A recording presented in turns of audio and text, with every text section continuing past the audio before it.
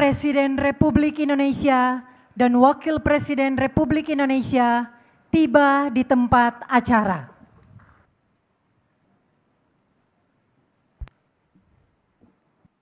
Bismillahirrahmanirrahim. Assalamualaikum warahmatullahi wabarakatuh. Selamat pagi, salam sejahtera bagi kita sekalian. Shalom, salve, Om Swastiastu, Namo Buddhaya, salam kebajikan. Yang saya hormati dan saya muliakan, Presiden ke-6 Republik Indonesia, Bapak Jenderal TNI Purnawirawan Profesor Dr. Susilo Bambang Yudhoyono. Yang saya hormati dan saya muliakan, Presiden ke-7 Republik Indonesia, Bapak Insinyur Joko Widodo. Wakil Presiden Republik Indonesia, Saudara Gibran Rakabuming Raka. Yang saya hormati dan saya muliakan, Wakil Presiden Republik Indonesia ke-13, Bapak Kiai Haji Profesor Dr. Ma'ruf Amin. Yang saya hormati dan saya muliakan, Wakil Presiden Republik Indonesia ke-10 dan ke-12, Bapak Dr. Muhammad Yusuf Kalla. Yang saya hormati, Wakil Presiden Republik Indonesia ke-11, Bapak Profesor Dr. Budiono. Ketua Majelis Permusyawaratan Rakyat Republik Indonesia, Saudara Ahmad Muzani beserta para Wakil Ketua MPR.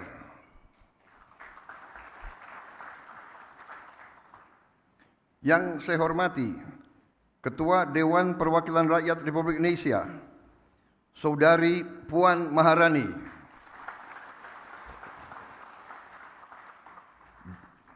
Dan para Wakil Ketua DPR RI yang hadir, serta para pimpinan dan anggota Dewan Perwakilan Rakyat Republik Indonesia Komisi 6 dan Komisi 11.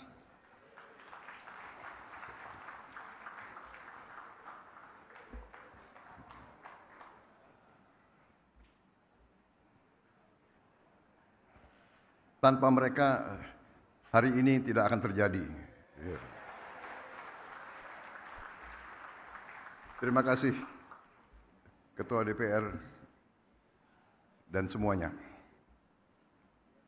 Ketua DPD Dewan Perwakilan Daerah Republik Indonesia, Saudara Sultan Najamuddin beserta para Wakil Ketua DPD, para pimpinan lembaga tinggi negara yang hadir, para Menteri Koordinator, para Menteri, Kepala Badan, Kabinet Merah Putih, Ketua Dewan Ekonomi Nasional, Jaksa Agung, Kepala BIN, Panglima TNI, Kapolri, dan para Wakil Menteri, serta seluruh anggota Kabinet Merah Putih yang hadir.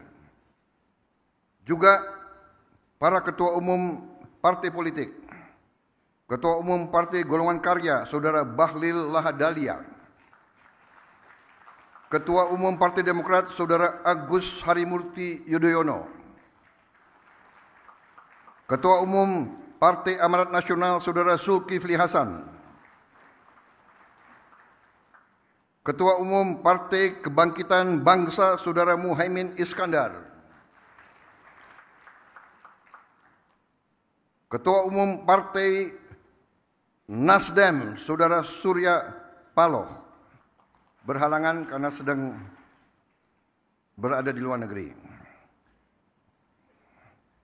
Presiden PKS, Saudara Ahmad Saiku, juga berada di luar kota. Ketua Umum Partai Gelora, Saudara Anies Mata. Ketua Umum Partai Persatuan Pembangunan, Saudara Mardiono. Ketua Umum Partai Gerindra, saya sendiri.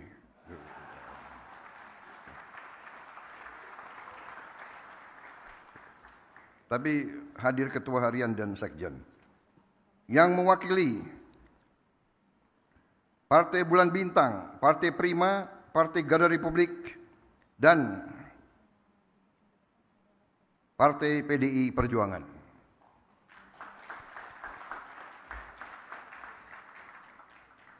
Hadir juga di sini senior kita, tokoh ekonomi Indonesia, Bapak Profesor Dr. Emil Salim.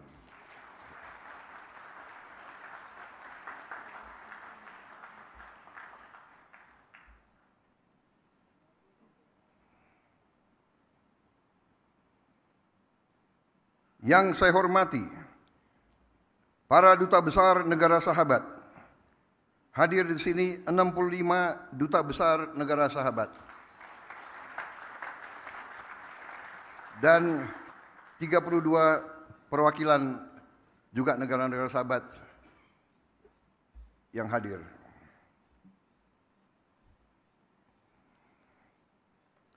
Saudara-saudara sekalian, para tamu yang saya hormati dan saudara-saudara sebangsa dan setanah air. Bulan Agustus ini, saya ulangi, saya juga hadir di sini. Maaf saya khilaf. Hadir di sini juga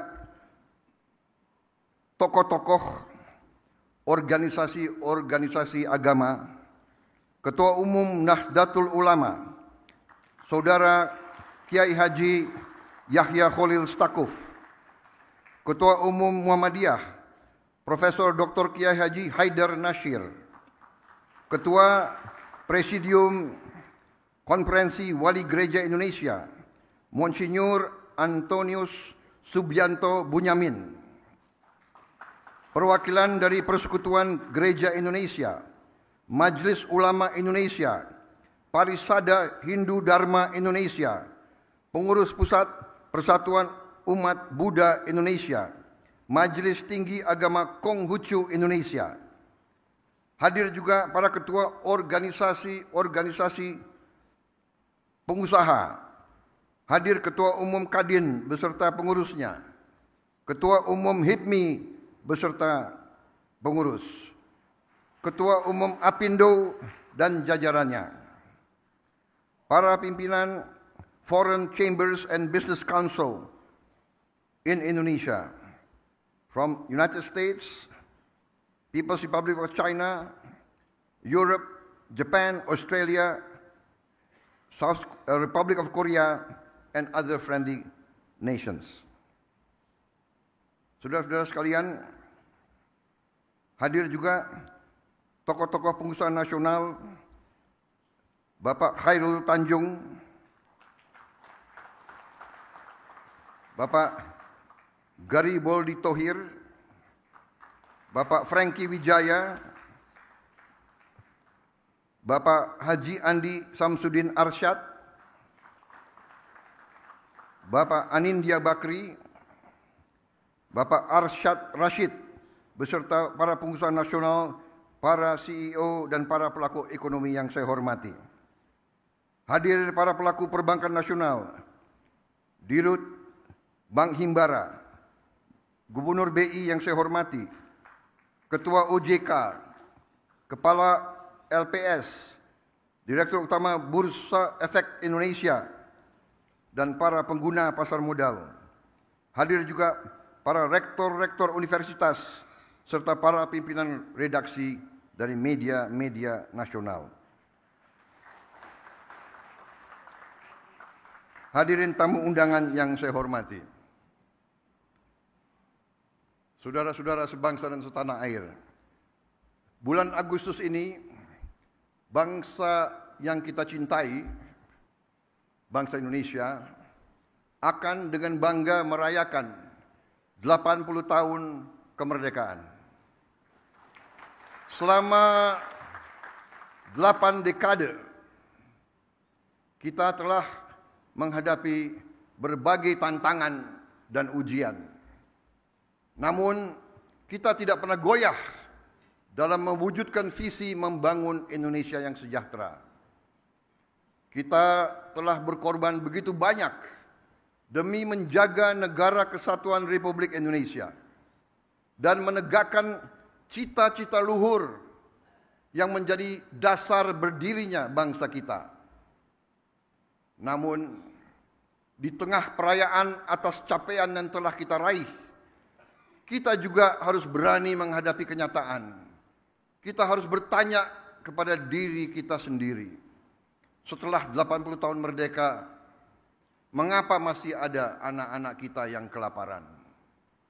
Mengapa para petani dan nelayan kita masih berjuang untuk mendapatkan hasil yang layak dari kerja keras mereka? Mengapa setelah 8 dasawarsa masih ada desa dan kota yang belum tersentuh listrik? Mengapa di tengah kekayaan yang kita miliki, masalah-masalah ini masih tetap ada? Dan yang lebih penting, bagaimana kita dapat memperbaiki keadaan ini? Bukan karena kita kekurangan sumber daya, tapi mungkin karena cara kita mengelola dan memanfaatkannya belum sepenuhnya memberi manfaat sebesar-besarnya bagi rakyat. Inilah kenyataan yang harus kita akui. Karena perubahan yang berarti hanya bisa dimulai dari keberanian untuk melihat kebenaran. Keberanian untuk melihat kekurangan-kekurangan kita. Mengelola dan memanfaatkan sumber daya alam yang dianugerahkan Tuhan untuk sebesar-besarnya kesejahteraan rakyat dan masa depan Indonesia adalah tugas utama kita. Sebagaimana diamanatkan dalam pasal 33 Undang-Undang Dasar 1945, ayat 1 yang berbunyi, perekonomian disusun sebagai usaha bersama berdasar atas azas kekeluargaan. Ayat kedua, cabang-cabang produksi yang penting bagi negara dan yang menguasai hajat hidup orang banyak dikuasai oleh negara. Ayat 3, bumi dan air dan kekayaan alam yang terkandung di dalamnya dikuasai oleh negara dan dipergunakan untuk sebesar-besar kemakmuran rakyat. Azas-azas ini harus menjadi pedoman kita dan memang telah menjadi pedoman kita dalam memastikan bahwa kekayaan nasional benar-benar memberi manfaat bagi seluruh rakyat Indonesia. Azas-azas inilah yang membimbing pekerjaan saya dan menjadi dorongan utama bagi saya dalam menjalankan amanah konstitusional dengan dedikasi serta efektivitas yang setinggi-tingginya. Mengatasi tantangan-tantangan ini memerlukan respons yang berani dan strategis. Itulah sebabnya peluncuran Danantara Indonesia hari ini memiliki arti yang sangat penting. Karena Danantara Indonesia bukan sekedar sebuah badan pengelola investasi, melainkan harus menjadi instrumen pembangunan nasional yang akan mengoptimalkan cara kita mengelola kekayaan Indonesia. Jangan salah, apa yang kita luncurkan hari ini bukan sekedar sebuah dana investasi, melainkan instrumen alat pembangunan nasional yang harus bisa mengubah cara kita mengelola kekayaan bangsa demi kesejahteraan seluruh rakyat Indonesia.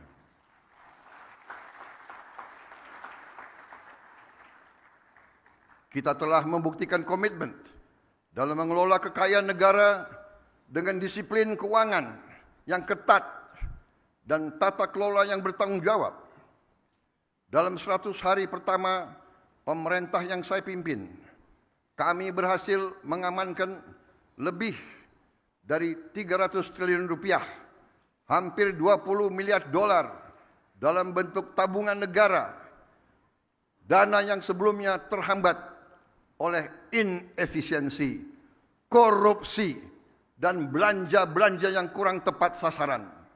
Kini Dana tersebut akan dialokasikan untuk dikelola oleh Danantara Indonesia, diinvestasikan dalam 20 atau lebih proyek-proyek nasional sebagai bagian dari industrialisasi kita dan hilirisasi kita.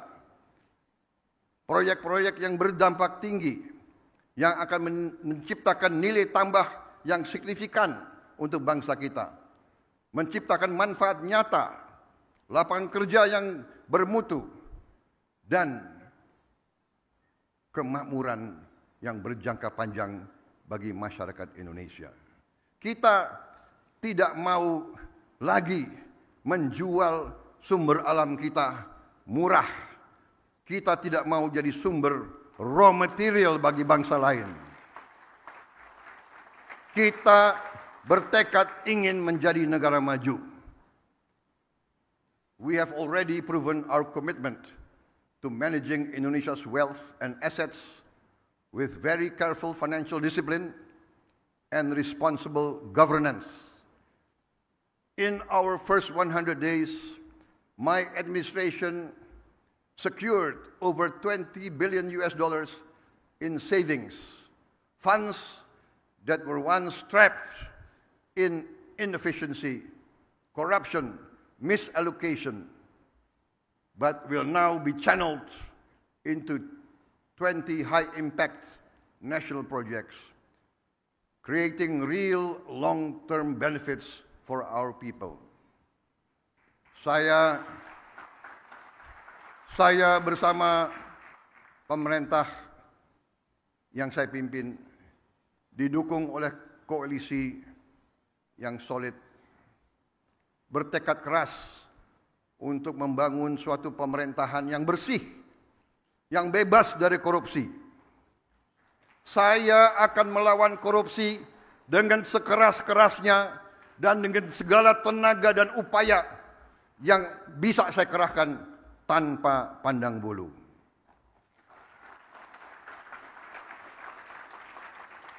Prinsip yang sama akan menjadi fondasi dalam pengelolaan Danantara Indonesia. Visi untuk mengelola sumber daya nasional secara bijaksana bukanlah sesuatu yang baru. Tidak lama setelah kemerdekaan, para pendiri bangsa mendirikan Bank Industri Negara untuk membiayai sektor perkebunan, industri, pertambangan. Pendahulu-pendahulu kita telah lama investasi dalam sektor-sektor strategis.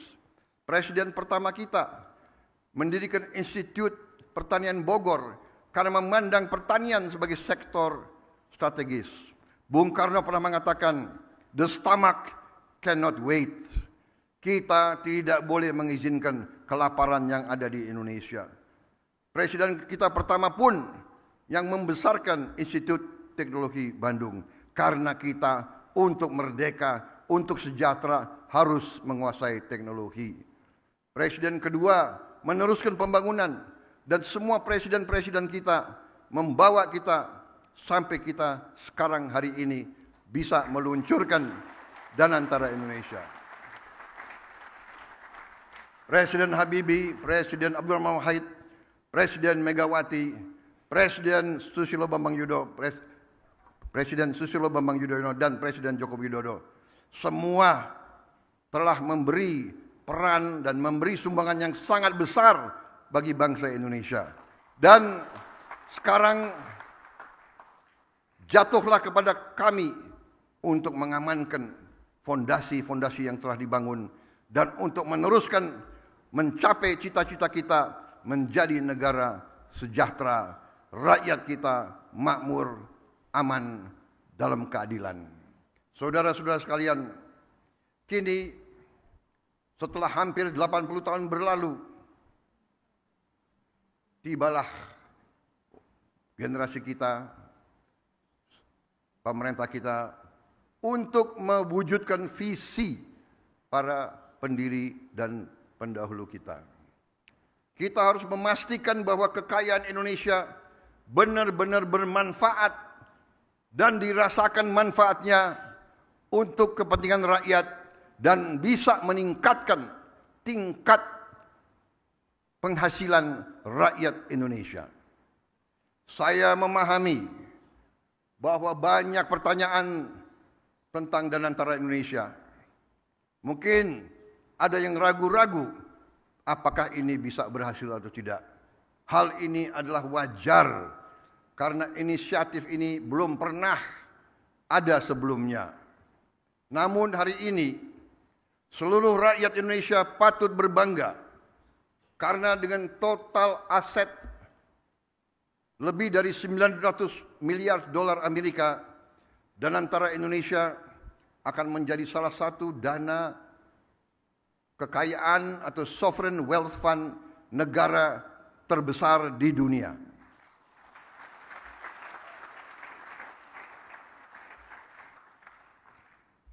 I know and I realize that there are many questions about Danantara Indonesia.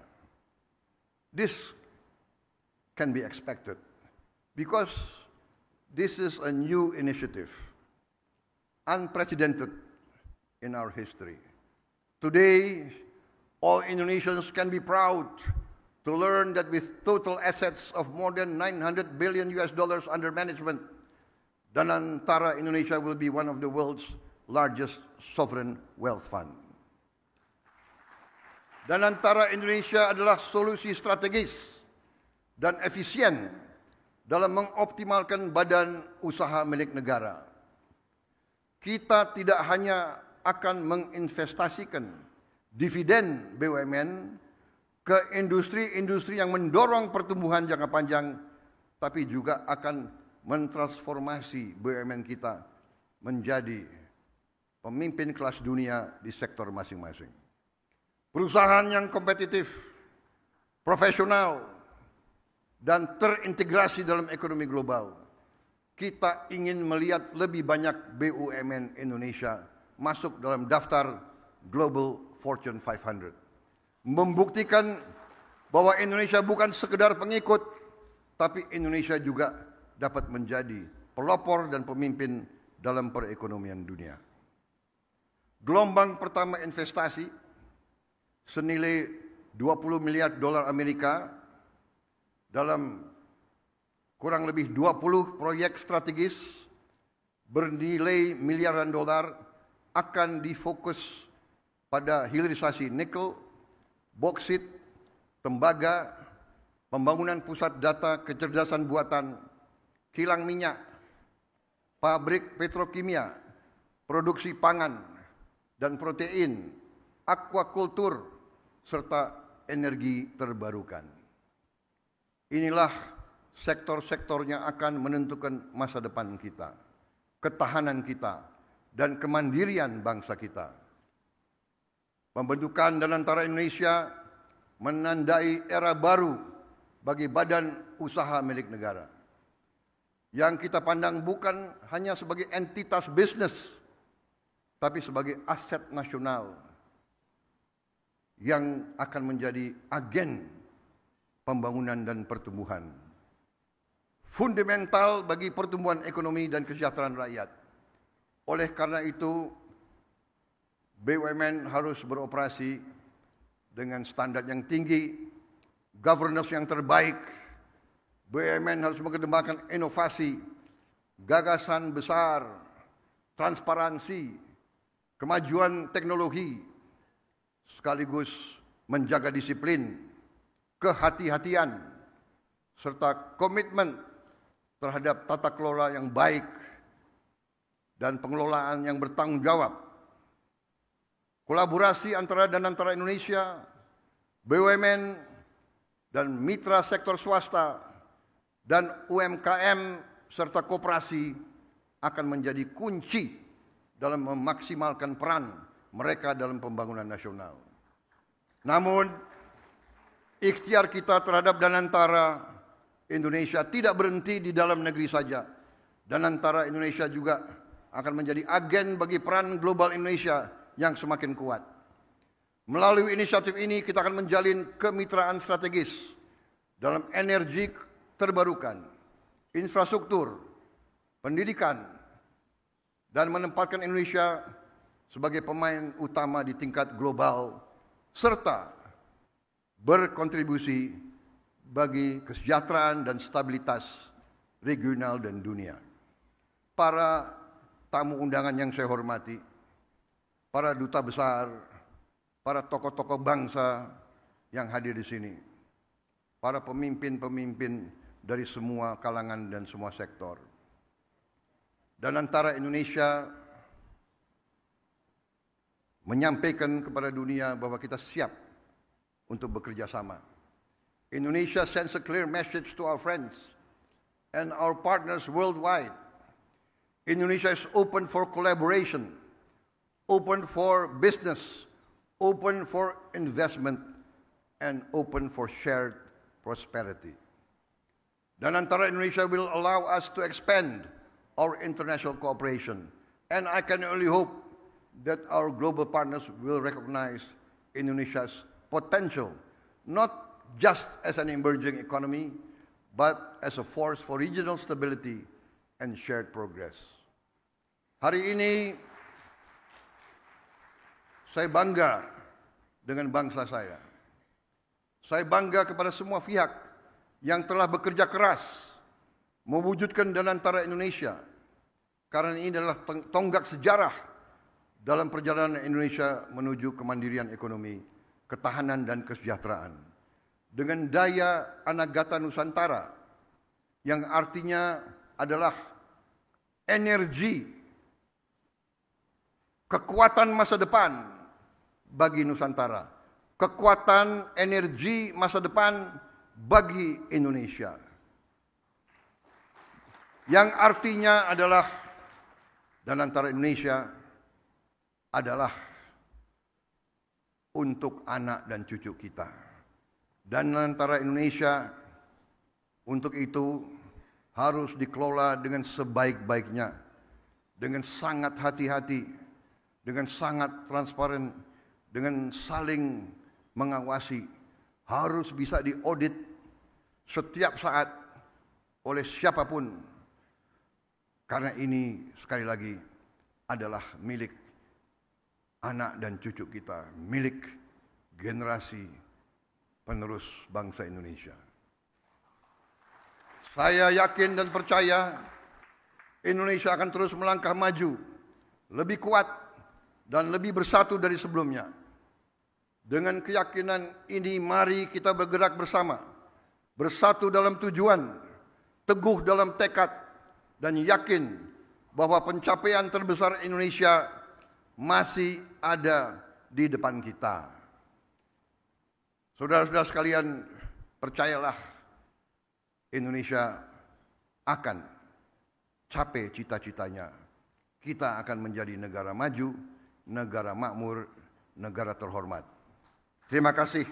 Wassalamualaikum warahmatullahi wabarakatuh. Salam sejahtera bagi kita sekalian. Shalom salve. Om Santi Santi Santi Om.